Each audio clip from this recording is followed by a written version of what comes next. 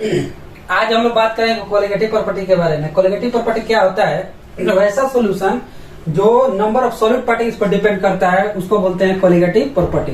यानी सॉलिड के नेचर पर डिपेंड नहीं करेगा कि वो सॉलिड है कि लिक्विड है कि गैस है, इस पर डिपेंड नहीं करता है। डिपेंड करता है कि वो कितना मोल्स या कितना मॉलिक्यूल्स उसमें प्रेजेंट है सॉल्यूशन में, उस पर डिपेंड करेगा। जैसे 30 मॉलिक्यूल्स यूरिया है और 30 मॉलिक्यूल्स ग्लूकोज है, ये दोनों का कोलिगेटिव प्रॉपर्टी सेम है क्योंकि इस पर डिपेंड किया 30 पर, इस पर डिपेंड नहीं किया, सॉलिड के नेचर पर डिपेंड नहीं करेगा। ठीक है, उसी तरीके से 1m ग्लूकोज है और 1m यूरिया है, हैविंग सेम कोलिगेटिव प्रॉपर्टी। दोनों का कंसंट्रेशन सेम है, इसीलिए इसका कोलिगेटिव प्रॉपर्टी सेम है। अगर मान लीजिए कि 1m ग्लूकोज दे दिया, इसको 0.5m यूरिया दे दिए, तो इसका कोलिगेटिव प्रॉपर्टी सेम नहीं होगा। ठीक है, तो कोलिगेटिव प्रॉपर्टी 4 टाइप का होता है जो नंबर ऑफ सॉलिड पार्टिकल्स पर डिपेंड करता है। Relative lowering of vapour pressure, osmotic pressure, depression of freezing point, elevation of boiling point, ये 4 टाइप का होता है कोलिगेटिव प्रॉपर्टी। और ये जो होगा ये नॉन वोलेटाइल सॉलिड के लिए अप्लीकेबल है, वोलेटाइल सॉलिड के लिए अप्लीकेबल नहीं है। नॉन वोलेटाइल का मतलब ये होता है कि जिसको आसानी से वेपर में चेंज नहीं करे उसको बोलते हैं नॉन वोलेटाइल। और वोलेटाइल का मतलब कि दोनों का दोनों लिक्विड होना चाहिए, जिसको हीट करने पर आसानी से वेपर में अगर चेंज हो जाता है तो उसको बोलते हैं वोलेटाइल लिक्विड। ठीक है, तो हम 4 टाइप का होता है कोलिगेटिव प्रॉपर्टी, ये लिख रहे हैं।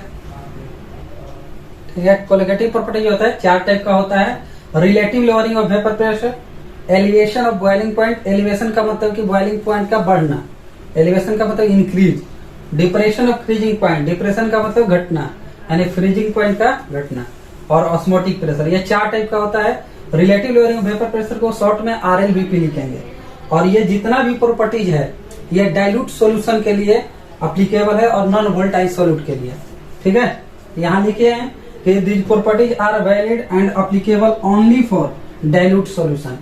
ठीक है, in which the solute is a non volatile solute. Solute जो होना चाहिए नॉन वोलेटाइल होना चाहिए, इसके लिए अप्लीकेबल है। और सबसे पहले वेपर प्रेशर के बारे में बताएं कि वेपर प्रेशर क्या होता है, उसके बाद लोअरिंग ऑफ वेपर प्रेशर क्या है, तब पढ़ेंगे कि relative lowering of vapour pressure किसको बोलते हैं। देखिए वेपर प्रेशर किसको बोलते हैं कि अगर किसी क्लोज कंटेनर के अंदर, मान लीजिए कंटेनर है और ये क्लोज है, ठीक है, अगर इस कंटेनर क्लोज कंटेनर के अंदर अगर लिक्विड है तो जब इसको टेम्परेचर देंगे, जब हीट करेंगे तो ये लिक्विड वेपर में चेंज होगा। ठीक है, वेपर में चेंज होगा। तो ये वेपर के द्वारा जो प्रेशर इस पर लगता है, ठीक है, जब वेपर के द्वारा इस पर प्रेशर लगता है तो वेपर और लिक्विड दोनों इक्विलिब्रियम अगर पोजीशन में होता है तो उसको बोलते हैं वेपर प्रेशर। यानी ये जब हीट करेंगे तो ये वेपर में चेंज होगा, फिर ये लिक्विड में चेंज होगा। कूल होने के बाद फिर ये किस में आएगा? लिक्विड में। तो जब लिक्विड और वेपर दोनों इक्विलिब्रियम पोजीशन में हो तो उसको बोलते हैं वेपर प्रेशर। तो ये लिक्विड से वेपर में गया है और फिर ये कहाँ आएगा? लिक्विड में, तो उसको बोलते हैं वेपर प्रेशर। और वेपर प्रेशर किस किस फैक्टर पर डिपेंड करता है? तो वेपर प्रेशर जितना फोर्स ऑफ अट्रैक्शन जितना ज्यादा होगा तो उसका वेपर प्रेशर कम होगा। ठीक है, टेम्परेचर अगर बढ़ाएंगे तो वेपर प्रेशर बढ़ेगा।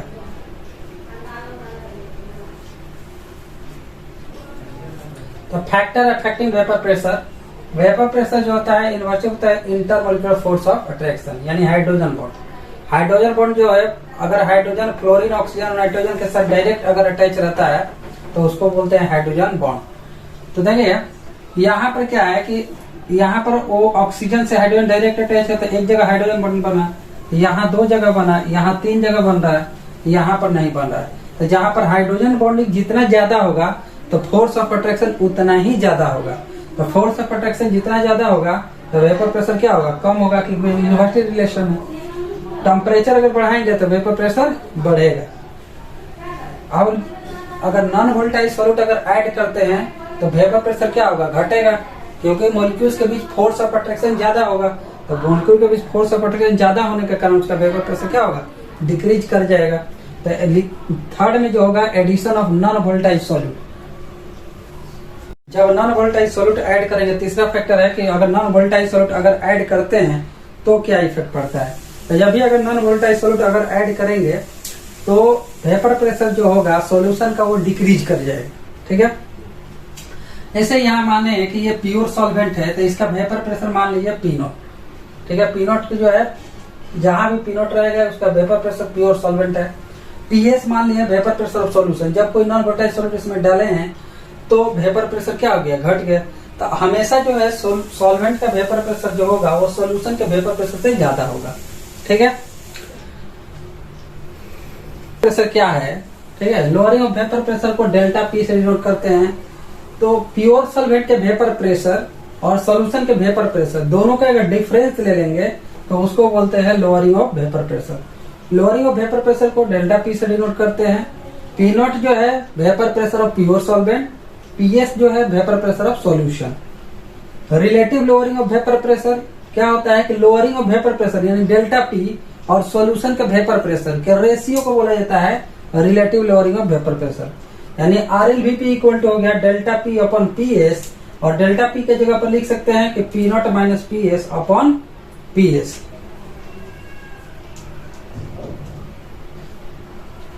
ठीक है। डेल्टा पी अपॉन पीएस यानी कि P not minus PS upon,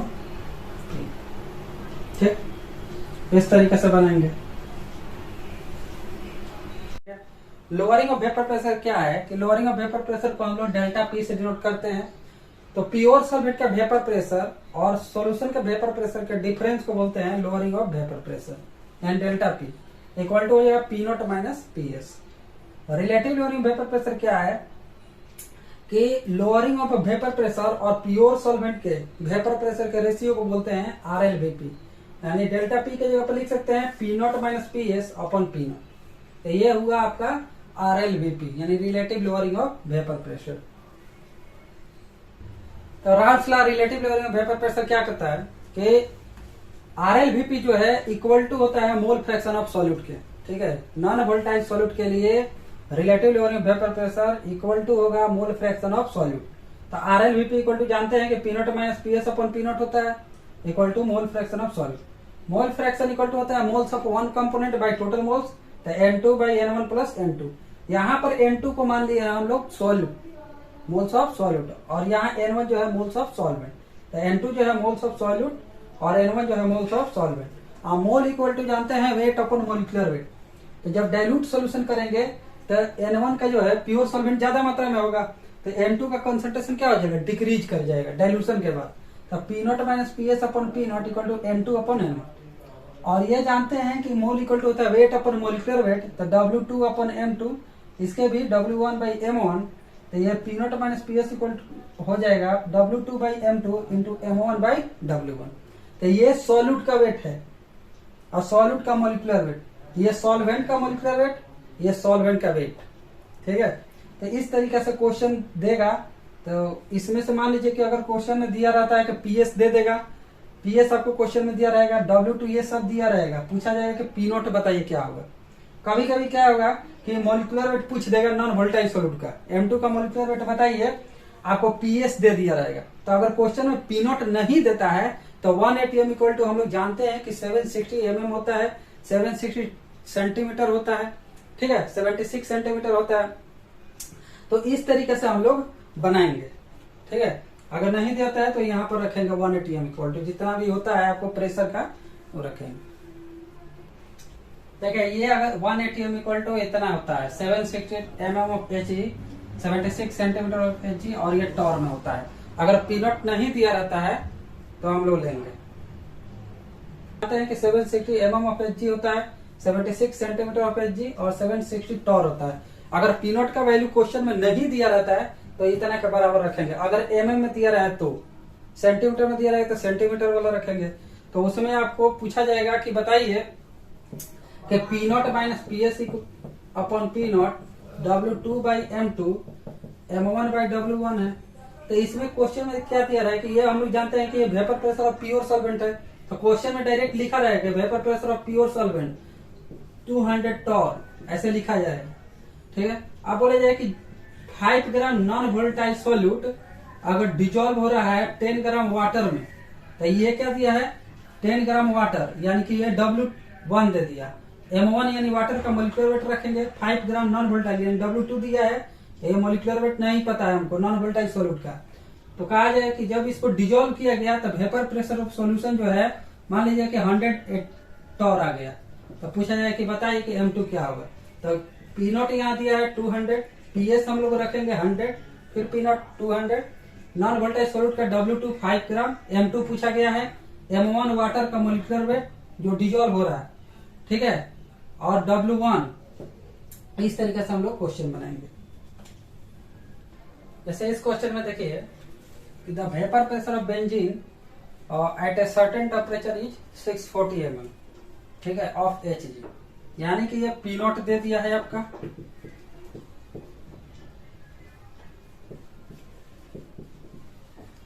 ठीक है। अब पूछा जा रहा है कि a non volatile a non electrolyte solid weight इतना ग्राम इज एडेड, यानी नॉन वोलेटाइल यानी कि W2 जो है आपका ये 2.175 और कितना ग्राम में डिजोल्व हो रहा है 39 ml। तो ये सॉल्वेंट का वेट है क्योंकि ज्यादा मात्रा में है, ये सॉल्यूट का वेट है क्योंकि कम मात्रा में है, ठीक है। तो यहाँ पर W2 हो गया 2.175 ग्राम और W1 दे दिया 39 ग्राम। तो जब इसको डिजोल्व किया गया तो क्वेश्चन में दिया है कि सॉल्यूशन का वेपर प्रेशर इतना, यानी PS दिया है, PS दे दिया आपका 600 ml। तो पूछा जाए नॉन वोलेटाइल का मोलिकुलर वेट बताइए, निकालिए नॉन वोलेटाइल के लिए। P not minus PS upon P not equal to W2 upon M2 into M1 by W1। P not question में दिए 640 माइनस 600 अपॉन W2 है 2.175, M2 निकालना है, M1 मैंने बेंजीन का मोलिकुलर वेट निकालेंगे, बेंजीन का C6H6 होता है, तो इसका मोलिकुलर वेट निकालेंगे तो 78 आएगा। तो ये 78 बाय W1 दिया है 39, ठीक है। यहां से M2 अगर निकालेंगे तो 69.5 ग्राम पर मोल ये आ जाएगा, यानी A। इस तरीके से क्वेश्चन दिया जाएगा आपको, कभी कभी PS पूछ देगा, कभी W2 पूछा जा सकता है, M1 पूछ देगा, इस तरीके से। जैसे इस क्वेश्चन में देखिए लिखा गया है कि the vapour pressure of CCl4 at 25 degree Celsius is 143 ml। कहा कि if 0.5 gram of a non volatile solute is dissolve in 100 gram of CCl4, यानी कि ये सॉल्वेंट का वेट दे दिया और सॉल्यूट का वेट दे दिया। जिसका अमाउंट कम है वह सॉल्यूट का अमाउंट है, जिसका अमाउंट ज्यादा है वह सॉल्वेंट का अमाउंट है।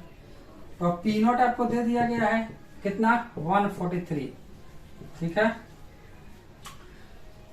W2 दे दिया गया है 0.5 ग्राम, इसका मोलिकुलर वेट भी पता है हम लोग को M2 65।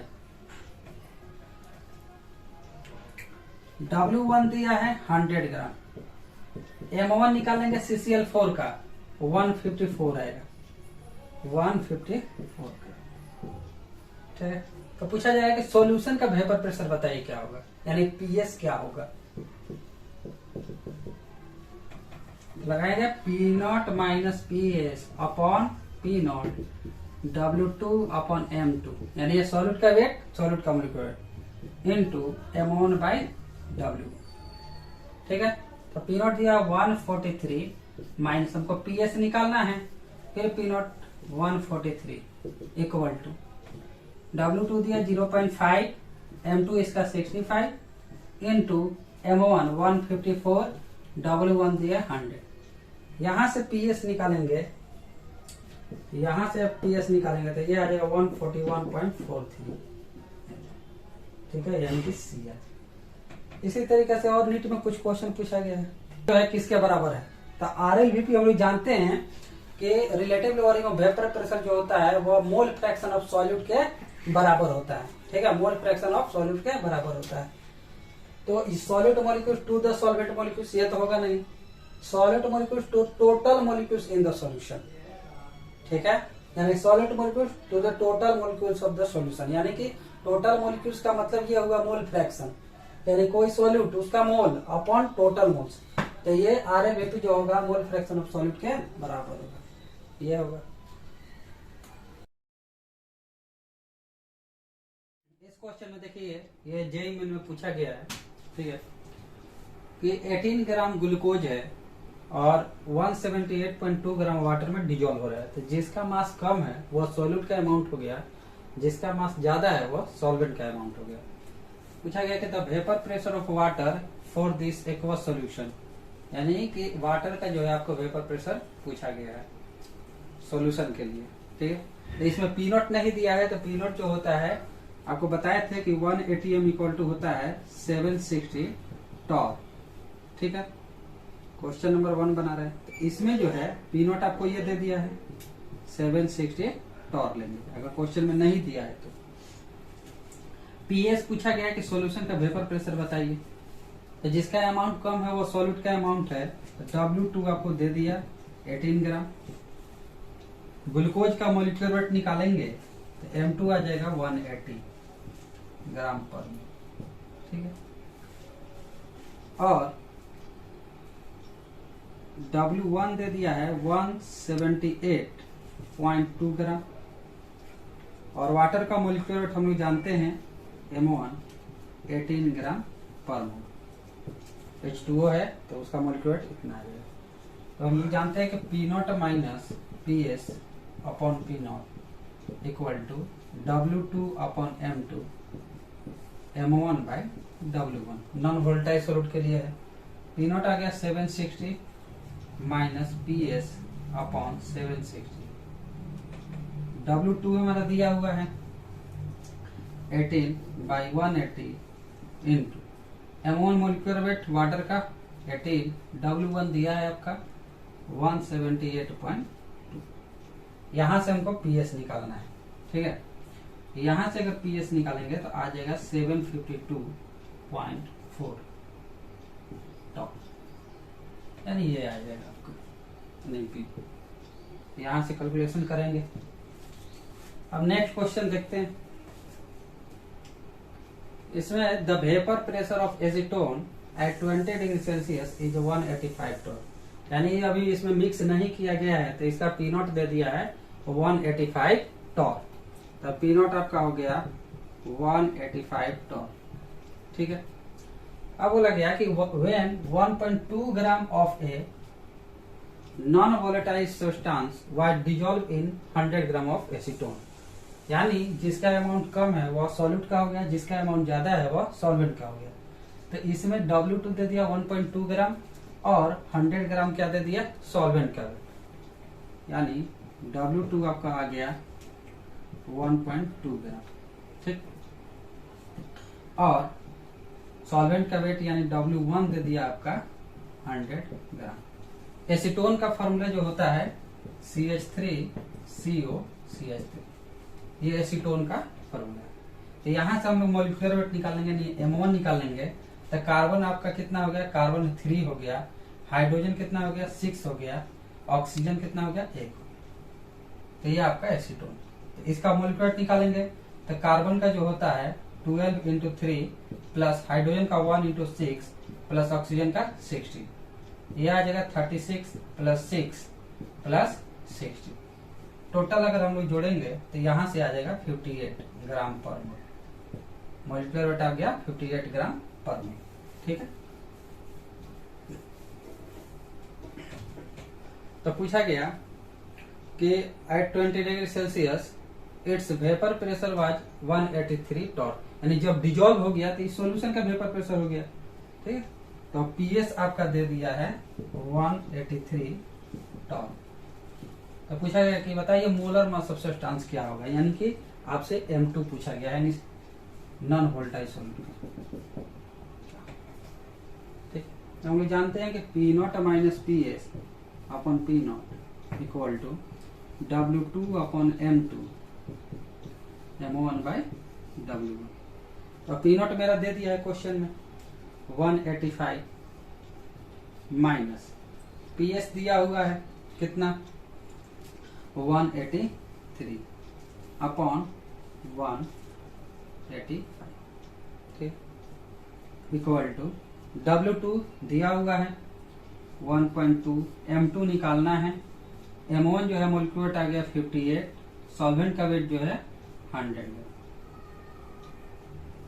ठीक, यहां से M2 निकालेंगे, कैलकुलेशन करेंगे, 185 माइनस 183 ये आ जाएगा आपका 2 अपॉन 185। ठीक, equal to 1.2 upon m2 into 58/100। यहाँ से m2 निकालेंगे तो आ जाएगा 64 ग्राम पर। यह जेईई मेन में पूछा गया क्वेश्चन। ठीक है, और कुछ क्वेश्चन है जो आपको relative lowering of vapour pressure पूछा जाएगा। 2-3 क्वेश्चन और कराते हैं। जैसे इस क्वेश्चन में देखिए, इसमें यह पूछा जा रहा है कि कौन सा कोलिगेटिव प्रॉपर्टी है। तो मैंने बताया था कोलिगेटिव प्रॉपर्टी 4 टाइप का होता है। ठीक है, relative lowering of vapour pressure, osmotic pressure, depression of freezing point और एलिवेशन ऑफ बॉइलिंग पॉइंट। तो इसमें से देखिए बॉइलिंग पॉइंट तो होगा नहीं, एलिवेशन ऑफ बॉइलिंग पॉइंट होता है, वेपर प्रेशर तो होगा नहीं, ऑस्मोटिक प्रेशर है और फ्रीजिंग पॉइंट। तो ऑस्मोटिक प्रेशर कोलिगेटिव प्रॉपर्टी है BC। इसमें ये पूछा गया है कि बताइए the vapour pressure of pure liquid at 25 degree Celsius is 100 mmHg।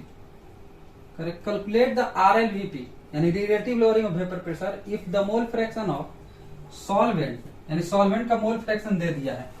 ठीक है, तो बताइए रॉल्स लॉ के अनुसार क्या था कि RLVP जो होता है वह इक्वल होता है मोल फ्रैक्शन ऑफ सॉल्यूट के, मोल फ्रैक्शन ऑफ सॉल्यूट के, यानी यही ना बताया P0 minus PS upon P0 equal to mole fraction of solute. लेकिन आपको दिया है सॉल्वेंट का, तो हमको सॉल्यूट का मोल फ्रैक्शन चाहिए। तो mole fraction of solute plus mole fraction of solvent equal to 1 होता है। तो सॉल्वेंट का दे दिया है, मोल फ्रैक्शन ऑफ सॉल्यूट का निकाल लेंगे, plus 0.8 equal to 1, mole fraction of solute 1 minus 0.8 यानी 0.2। तो यहाँ पर रख देंगे 0.2। तो RLVP जो है 0.2 हो यानी A। अब इसमें देखेंगे कि दोनों अगर वोलेटाइल लिक्विड है तो राउल्स लॉ ने क्या बताया था। ठीक है, अगर दोनों वोलेटाइल लिक्विड है, Raoult's law of partial vapour pressure जो है वोलेटाइल लिक्विड के लिए अप्लीकेबल है। ठीक है, अगर मान लीजिए 2 वोलेटाइल लिक्विड है, अगर मान लीजिए वोलेटाइल लिक्विड A है और एक वोलेटाइल लिक्विड B है, तो इस लिक्विड A यानी इसका जो पार्शियल प्रेशर होगा वो डायरेक्टली प्रोपोर्शनल होता है मोल फ्रैक्शन ऑफ A के, और इसका जो पार्शियल प्रेशर होगा वो directly proportional mole fraction of B के। तो ये जब डायरेक्टली हटेगा तो एक कांस्टेंट आएगा P0A मोल फ्रैक्शन A। उसी तरीके से PB हो जाएगा P0B मोल फ्रैक्शन B। तो इस दोनों को अगर ऐड करेंगे यानी सॉल्यूशन, दोनों को अगर मिक्स करते हैं तो हो जाएगा PA प्लस PB। जैसे देखिए बताया कि PA जो है directly proportional mole fraction of A, तो जब डायरेक्टली हटेगा तो एक कांस्टेंट आएगा P0A।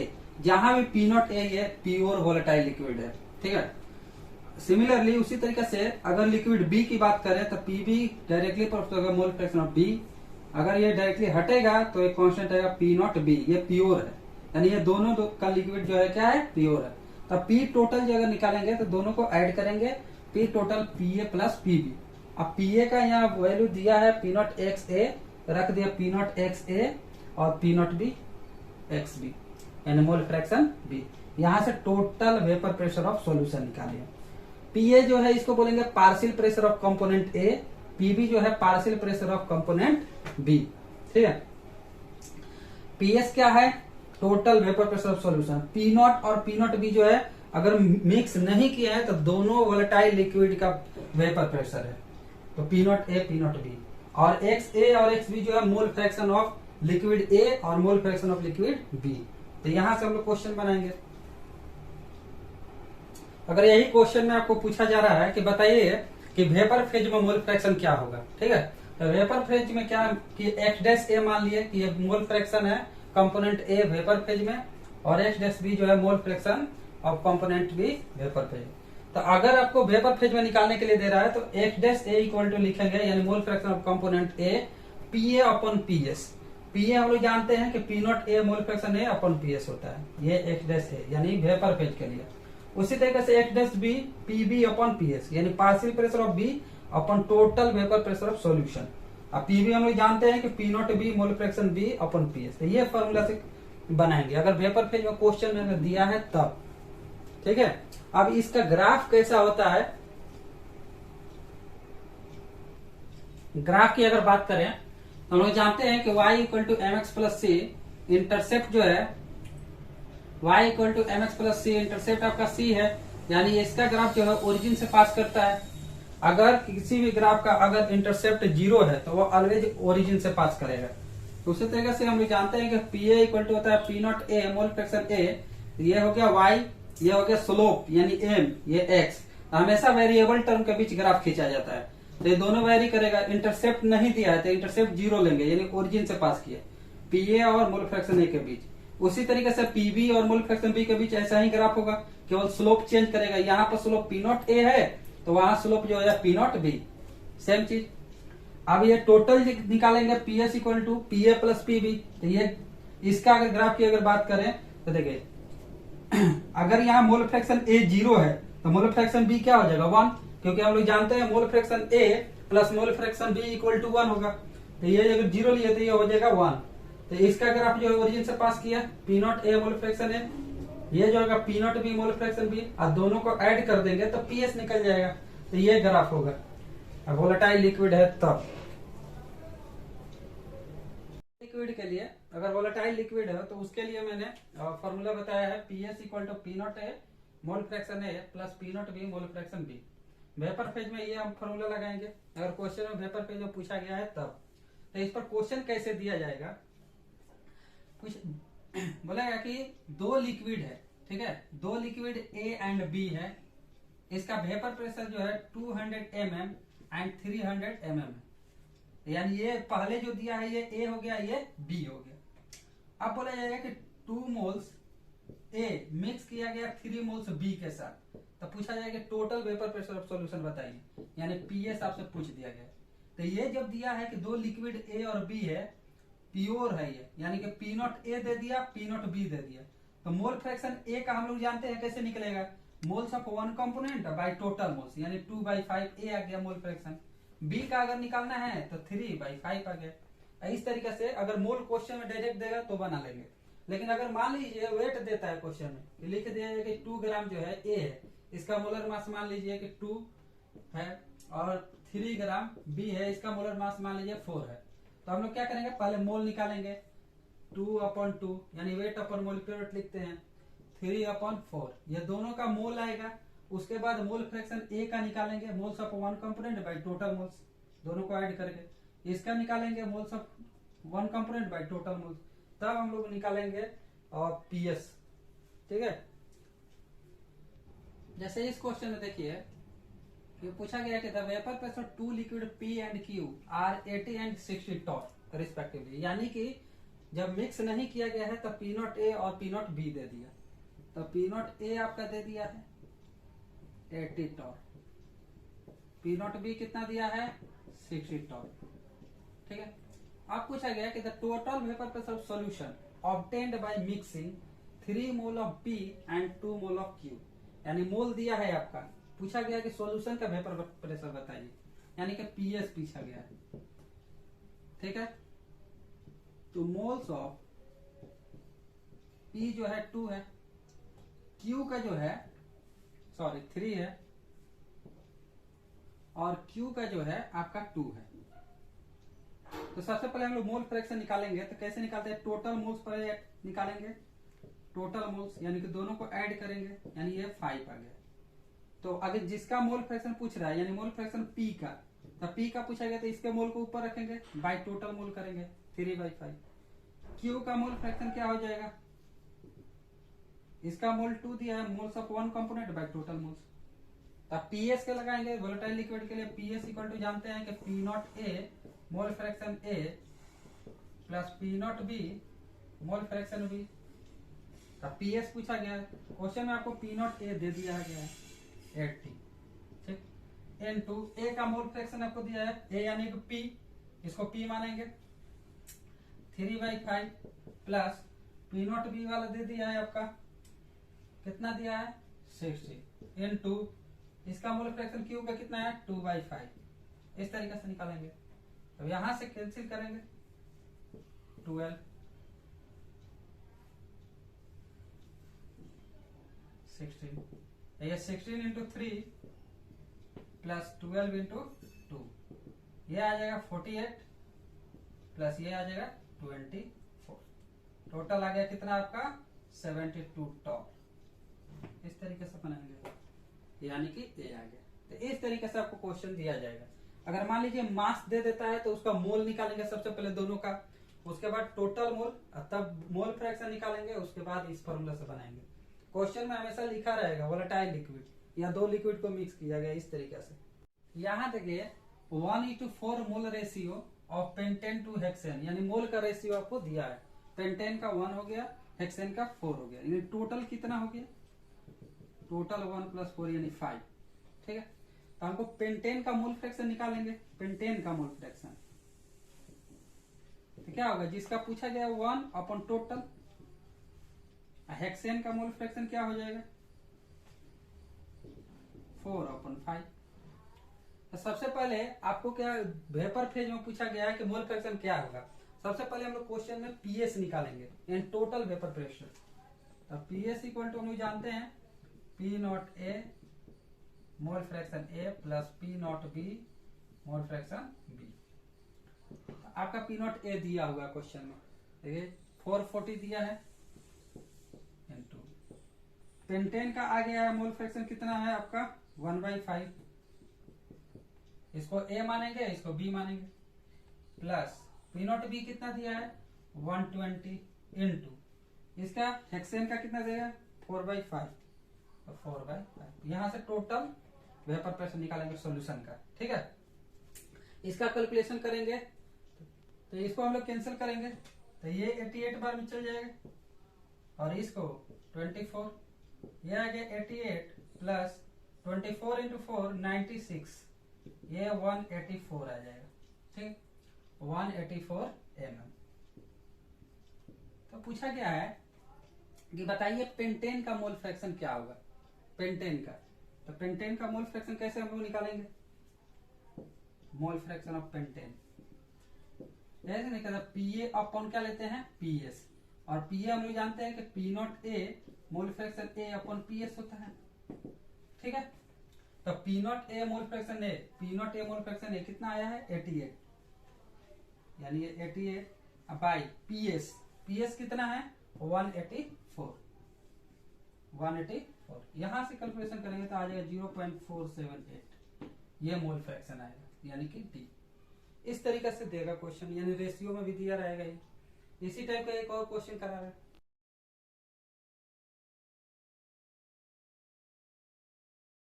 Vapour pressure of chloroform और डाइक्लोरोमीथेन का दिया हुआ है, यानी कि P0 दे दिया है 200 mm। ठीक है, और इसका CH2Cl2 का दे दिया है 41.5। इस बार क्या है कि मोल नहीं देके आपको मास दिया हुआ है, यानी वेट दिया है, तो सबसे पहले हम लोग मोल निकालेंगे। ठीक है, तो मोल इक्वल टू हम लोग जानते हैं कि वेट अपन मोलिकुलर वेट होता है, तो वेट आपका दिया है 25.5 बाई इसका मोलिकुलर वेट यहाँ दिया हुआ है, इसको करेंगे तो 0.213 है। उसी तरीके से डाइक्लोरोमीथेन का अगर निकाल लें मोल,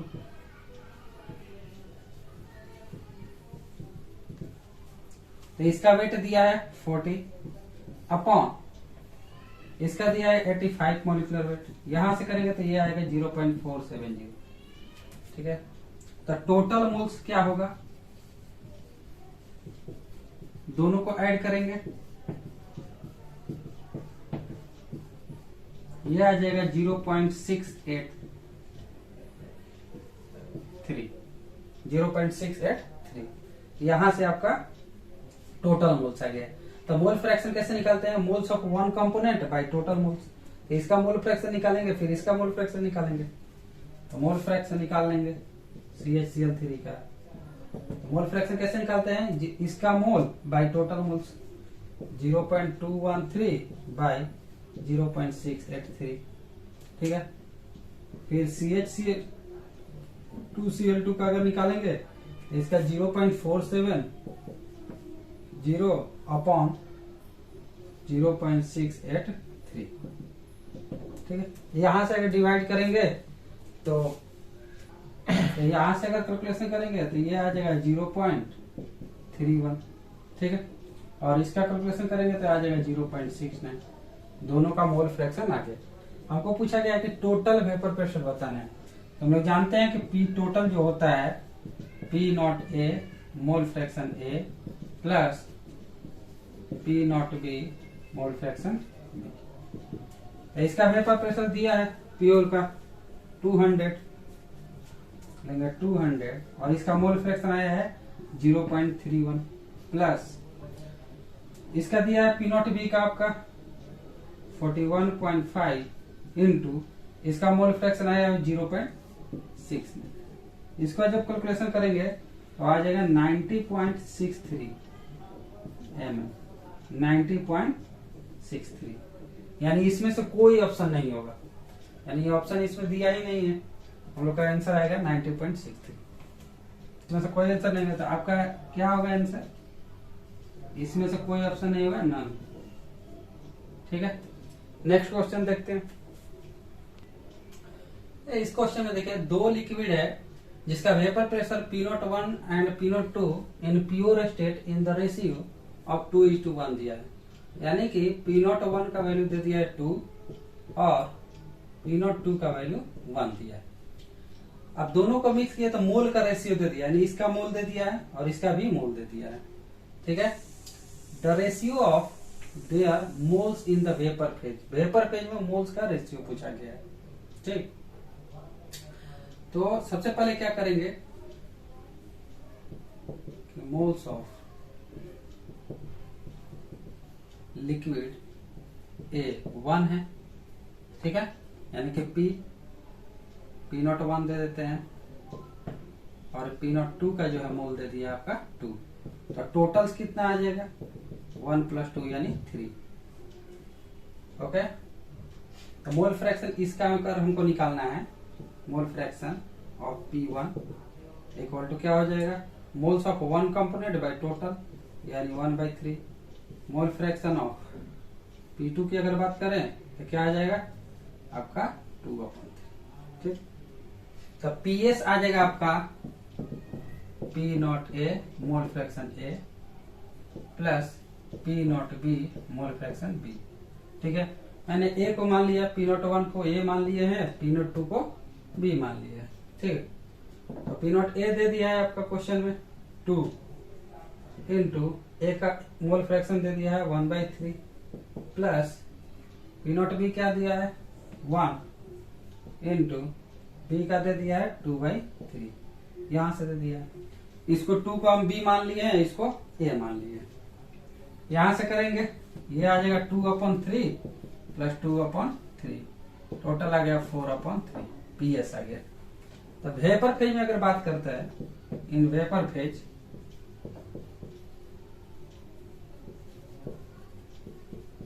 तो हम लोग जानते हैं मोल फ्रैक्शन A का अगर निकालना होगा तो क्या है, P0A mole fraction A upon PS होता है। तो P0A mole fraction A, P0A mole fraction A 2/3 है। अब PS टोटल कितना दिया है 4/3। ठीक है, यहां से करेंगे तो आ जाएगा 2/3 इंटू 3/4 यानी 1/2। उसी तरीका से मोल फ्रैक्शन B का अगर निकाल लें तो P0B मोल फ्रैक्शन B अपॉन PS। तो P0B मोल फ्रैक्शन B दिया है कितना 2/3, PS आ गया है 4/3। यहां से भी करेंगे तो ये आ जाएगा 1/2। पूछा गया मोल्स का रेशियो बताइए, यानी ये दोनों का रेशियो ले लेंगे, XA upon XB equal to हो जाएगा 1/2 अपॉन 1/2 यानी 1:1। इस तरीके से बनाएंगे। ये मोल का रेशियो कैसे होगा, मोल फ्रैक्शन का रेशियो N1/N1 प्लस N2 लेते हैं, इसका भी क्या हो जाएगा N2/N1 प्लस N2। तो ये दोनों सेम है तो कट जाएगा, तो मोल का रेशियो आ गया N1/N2 1:1। नेक्स्ट क्वेश्चन देखते हैं। इस क्वेश्चन में देखिए vapour pressure of pure liquid A and B का दिया हुआ है, यानी कि आपको P0A दे दिया 400, ठीक, P0B भी दे दिया 600। ओके, अब कहा जा रहा है कि जब इसको मिक्स किए तो B का मोल फ्रैक्शन 0.5 है, यानी मोल फ्रैक्शन ऑफ B आपका जो है 0.5 है। तो हम लोग जानते हैं कि mole fraction A plus mole fraction B equal to 1 होता है। तो A का मोल फ्रैक्शन कितना हो जाएगा, 1 माइनस 0.5 यानी 0.5 आ जाएगा। दोनों का मोल फ्रैक्शन आ गया। तो PS हम लोग निकाल लेंगे। PS इक्वल टू हम जानते हैं P naught A mole fraction A plus P not B mole fraction B। इसका वैल्यू दिया है 400 P नॉट A का, इनटू मोल फ्रैक्शन A का 0.5 प्लस P नॉट B का दिया है 600, B का भी मोल फ्रैक्शन 0.5। ओके, यहां से कैलकुलेशन कीजिएगा तो आ जाएगा 500 ml। ठीक, अब पूछा जा रहा है कि वेपर फेज में बताइए कि मोल फ्रैक्शन A और B का क्या होगा। तो mole fraction in vapour phase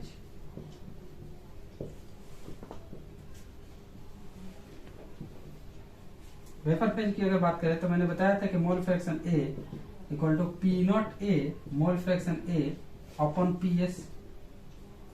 आपको P naught A mole fraction A इतना रख देंगे डायरेक्ट, 400 इंटू 0.5, PS आपका आ गया 500। ओके, यहां से करेंगे कैलकुलेशन, 20 ये 0.5, 10 ये 5 से 5 गया, 4/10 यानी ये आ गया 0.4।